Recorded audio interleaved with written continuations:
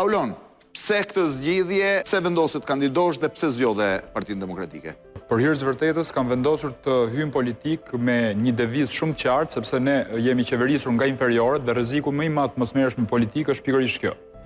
Së dyti, kam parë vendin tim që po shpopullohet dita ditës. Unë jam një aktivist kundër shpopullimit të Shqipërisë, kam bërë disa lëvizje civile nëpër Shqipëri, e kam parë Shqipërinë pash më pash dhe gjykoj që nuk kemi të bëjmë me lëvizje të lirë, por këtu kemi të bëjmë me një agjendë të pastër për shpopullimin e Shqipërisë. Unë jam shumë i kënaqur që kam shkruar programin e Partisë Demokratike për riadësimin e shqiptarëve. Janë kundër ripopullimit të Shqipërisë me konceptin që ka kryeministri për të sjellë këtu emigrant afrikan, siç është kapi i Gjadrit në Shëngjin të Lezhës.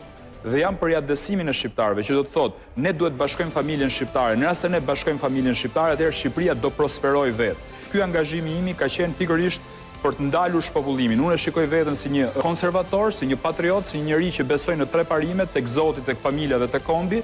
Gjykoj që këtë përgjigje amerikanët e dhanë me datë 5 nëntor dhe ka ardhur momenti që edhe shqiptarët që janë konservator ta japin me datën 11 maj.